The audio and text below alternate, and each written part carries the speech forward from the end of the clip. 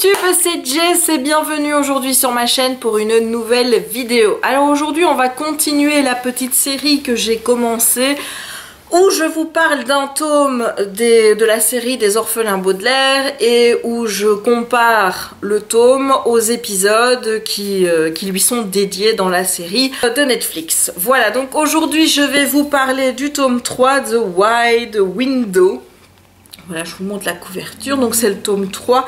Je pense qu'en français, le titre a été traduit par Ouragan sur le lac. En tout cas, c'est ce qui apparaissait à chaque fois dans les sous-titres sur Netflix. Hein. Donc, voilà. Dans ce tome, les orphelins Baudelaire, donc Violette, Klaus et Sunny. Bon, moi je utilise toujours les noms anglais. Je sais que Sunny, en anglais, c'est Prunille.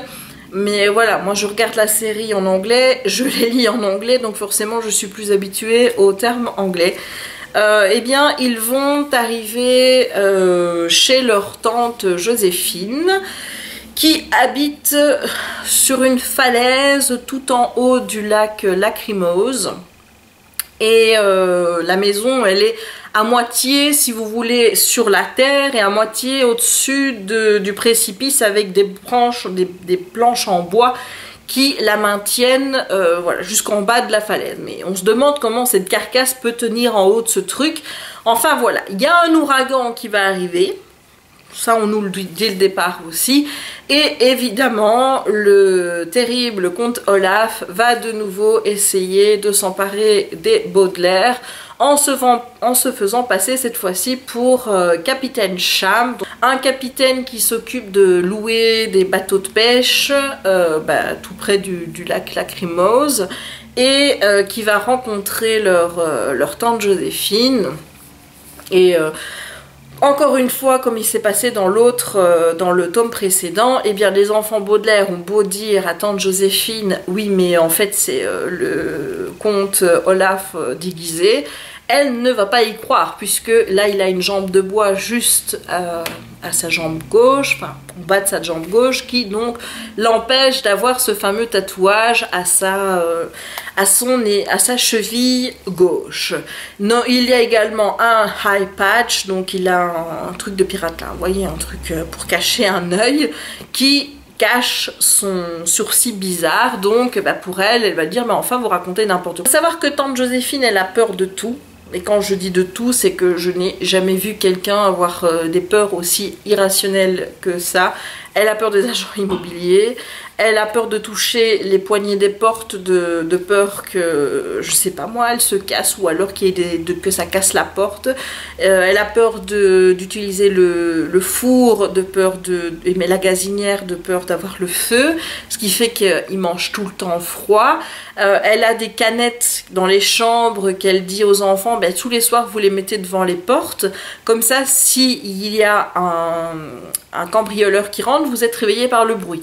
Enfin, vous voyez un petit peu le genre de folle, j'ai envie de dire, qui est devenue tante Joséphine, puisque elle est complètement paniquée, stressée partout, elle reste cloîtrée chez elle, et tout ce qui l'intéresse dans la vie, c'est la grammaire. Voilà, elle a des centaines et des centaines de bouquins, de livres sur l'orthographe, sur la grammaire, et dès que vous avez le malheur de faire une faute de grammaire, elle ne manque pas de rectifier l'erreur en vous faisant comprendre que vous vous êtes trompé. Voilà, et donc un soir le capitaine Cham va téléphoner en disant qu'il veut faire une surprise aux enfants, et donc tante Joséphine va dire aux enfants de monter dans leur chambre. Quelques heures plus tard, ils vont entendre un gros boom, et quand ils vont descendre dans la bibliothèque, ils vont voir la fenêtre complètement cassée et une note de tante Joséphine qui dit qu'elle en avait marre de vivre comme ça et que elle les laisse au bon soin du capitaine Cham, que c'est maintenant lui qui va s'occuper d'eux. Je vous dis pas comme ils sont contents. Voilà, bon je vais pas vous raconter non plus ce qui va se passer après dans l'histoire, mais c'est un petit peu le tout début de ce récit. Encore une fois, j'adore le style, j'adore la manière dont c'est rédigé. Je pense que je suis absolument fan de la manière dont Lemony Snicket a rédigé ses romans, avec ses petits... chaque fois qu'il utilise un mot qui est un petit peu sujet, un petit peu compliqué. Il donne la définition juste après, ou alors le sens dans lequel il va utiliser une expression. Et voilà, ça donne un petit plus. Il ajoute dans des petits spoils parfois sur ce qui va arriver dans l'histoire.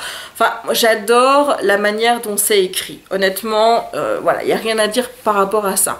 Au niveau de l'histoire, ben, on reste dans la même veine des tomes précédents, c'est-à-dire qu'on arrive chez un nouveau personnage qui fait partie donc de la liste que les parents ont laissée à dans leur testament. Si jamais il leur arrivait quelque chose, ben, il faut laisser mes enfants à telle personne, puis telle personne, telle personne, telle personne. Bon, ce que j'ai pas compris, je vous le dis tout de suite, c'est qu'apparemment dans la version française, ils ont changé les noms. Bon, déjà, Sonny qui devient Prunille, va falloir m'expliquer pourquoi. Je ne sais pas, mais Joséphine, excusez-moi, Joséphine, c'est un nom qui est parfaitement compréhensible en français. Pourquoi l'avoir changé en Tante Agrippine? Là, il faut m'expliquer. Alors, voilà, j'ai pas été lire la VF. Je vous avoue que j'ai pas été lire la VF, mais quand j'ai vu les commentaires des gens sous les vidéos, sous série box par rapport aux épisodes 5 et 6, je me disais mais pourquoi est-ce qu'il me parle d'une tante Agrippine? Et bien en fait c'est parce que dans la VF, eh bien c'est Agrippine. J'ai pas compris pourquoi, mais encore une fois les mystères de la traduction et moi ça fait deux, hein. Je ne vais pas revenir sur le cas de Kéléana, vous savez bien ce que j'en pense. Donc j'ai particulièrement bien apprécié l'histoire. J'ai pas trouvé que c'était tant tiré que ça par les cheveux. Ça suivait bien son cours. Le fait que les personnages sont vraiment très stéréotypés, genre con. Ouais. Il n'y a pas de manière de le dire comme ça. Les enfants Baudelaire arrivent à voir à travers les déguisements du comte Olaf, mais personne ne semble le voir. Pourtant, il y a quand même des signes évidents. Par rapport à Joséphine, qu'elle ait encore des doutes, j'admets, mais Mr. Poe, le banquier, c'est un personnage qui est vraiment très bête. On peut pas le dire. Donc c'est vrai que cette bêtise des adultes autour des enfants Baudelaire commence légèrement à m'agacer. Je vous le dis, ça commence légèrement à redevenir redondant. Alors je me dis, j'en suis au tome 3, il y en a 13. Si on me fait ça au tome 13, ça va me saouler. À un moment donné, que le fait que Poe ne veuille pas voir la vérité et ne les croit pas, ou alors après qu'on lui ait démontré par A plus B que machin égale Olaf, ça commence à devenir lourd et pourtant j'en suis qu'au tome 3. Voilà, mais sinon l'histoire était plutôt agréable. Ici il y a plus d'action puisqu'ils vont aller sur ce lac Lacrymose, partir à la recherche de leur temps, parce que les enfants Baudelaire pensent pas vraiment qu'elle soit morte en fonction d'indices, mais je vous donnerai pas lesquels, qu'elle a laissé dans sa lettre. Il y avait l'action avec les sangsues, ce qui a quand même été voilà, un moment assez inquiétant.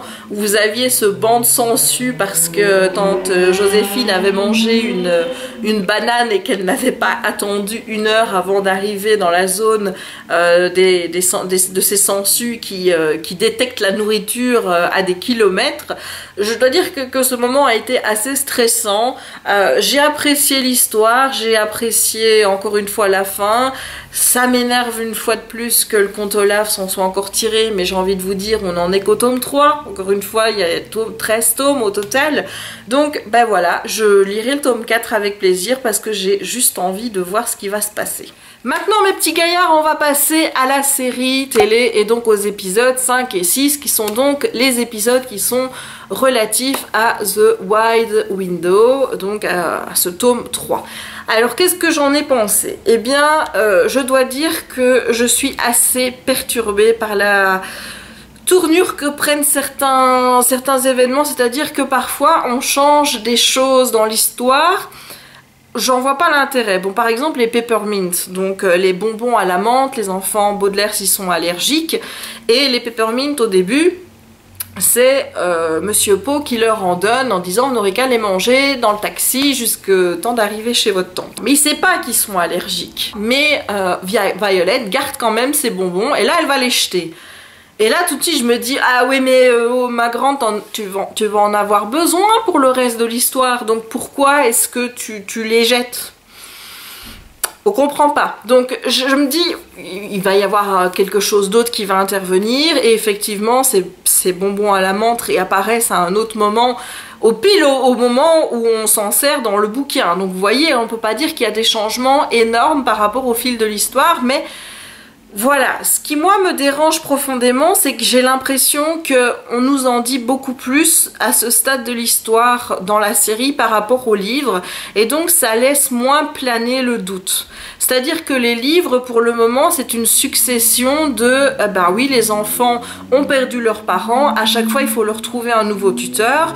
Le premier tuteur qu'on le trouve, le comte Olaf, n'en a que pour leur fortune, ils arrivent à lui échapper, on leur donne un autre tuteur, le comte Olaf revient parce qu'il essaye de, encore une fois, s'emparer de la fortune, et à chaque fois il essaye de trouver un complot machiavélique pour s'emparer de la fortune des enfants Baudelaire, mais ça ne laisse présager rien du tout par rapport aux parents, alors que là, dans la série, on sait que les parents sont en vie, on a l'impression qu'il y a toute une organisation autour des parents, notamment du serveur Larry qui était au clown anxieux, par rapport à Anne-Joséphine, ils formaient tous une bande, et là aussi, ben, il y a quelque chose par rapport au tome suivant qui va se passer dans la Syrie de je sais pas tout quoi. Il y a plein de personnages comme ça qui apparaissent, qui ont l'air de faire partie d'une bande secrète, avec cet œil sans doute qui veut dire quelque chose et qui reste encore mystérieux dans les livres, et là j'ai l'impression qu'on m'en dévoile un peu de trop. Alors je ne dis pas que c'est un mal, hein, parce que d'un autre côté c'est vrai que savoir que les parents sont en vie, de voir qu'il y a toute cette organisation et qu'on essaye justement de transformer l'histoire pour que cette organisation s'intègre parfaitement dans le récit sans trop dénaturer le roman, je trouve que c'est bien fait, et honnêtement ça attise ma curiosité et j'ai envie de voir la série pour voir ce qui se passe. Mais moi qui suis en train de lire les livres en même temps, ben, j'ai un peu l'impression qu'on est en train de me spoiler ce qui va se passer après. D'ailleurs, on m'a dit, tu sais, dans l'épisode 2, il y a un élément que tu apprendras seulement dans le livre 11. Donc clairement, je suis en train de me faire spoiler des trucs, mais je sais pas du tout si la direction que prend la série est un spoil par rapport à ce que je vais lire plus tard. Ça, je saurais pas vous dire si cette organisation va m'éclater un moment à la figure dans les bouquins, je n'en sais rien. Alors je ne dis pas que la série est mal faite, au contraire je trouve que la série est bien faite, et cet épisode-là était encore une fois très bien fait au niveau de tout, même si je vous dis ces petits changements moi me dérangent parce que j'aime bien qu'on reste fidèle au roman, et là j'ai l'impression ouais, qu'on dénature certaines choses, les éléments importants restent là, les dialogues importants restent là. On a parfois l'impression d'écouter quand Lemony Snicket, le personnage dans la série, parle, j'ai parfois l'impression d'avoir le dialogue qu'il a dans le bouquin, donc ça c'est quelque chose que j'aime, mais parfois qu'on me twiste ces petits éléments, qu'on me les change pour intégrer cette société bizarre dans les épisodes, alors que dans les livres ça n'y est pas du tout. Ça me perturbe, parce que du coup je ne sais pas si c'est du spoil par rapport à ce qui va arriver, ou si c'est des choses qui sont totalement inventées pour perdurer la série au-delà des 13 tomes, je n'en sais rien. Et à ce stade-ci, j'avoue que ça me perturbe. Donc voilà, si vous avez lu la saga en entier, ce serait bien... Ouais, je crois que je ne vous en voudrais pas de me dire... Ne t'inquiète pas Jess, à un moment donné tu vas voir que ce qui se passe dans la série va prendre sens dans les bouquins. Au moins comme ça comment je vais vous expliquer ça? Ça me permettrait d'y voir un petit peu plus clair et d'enlever ce voile de brouillard que j'ai, parce que c'est vrai que ça me déstabilise un petit peu, parce qu'en fait j'aime bien comment l'histoire est racontée dans les livres, j'aime bien le fait dans les livres de ne pas savoir par rapport aux parents. Pour moi dans les livres les parents sont morts et ces pauvres enfants sont trimballés de gardien en gardien à chaque fois, en espérant trouver quelqu'un qui puisse s'occuper d'eux et prendre soin d'eux, et qu'ils aient enfin une fin heureuse, parce que j'espère toujours avoir une fin heureuse, hein, malgré ce qu'on m'a dit depuis le début. Je l'attends quand même, mon happy ending.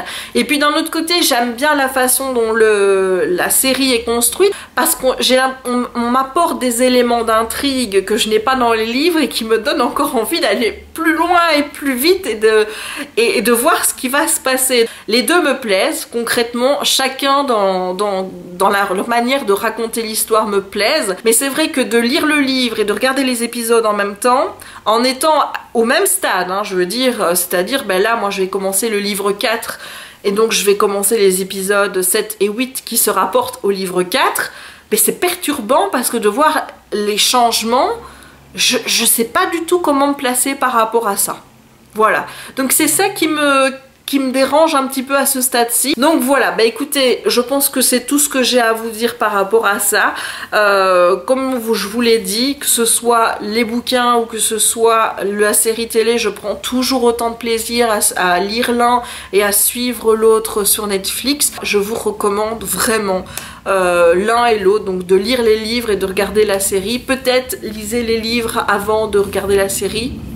Voilà, si vous ne voulez pas être autant perturbé que moi.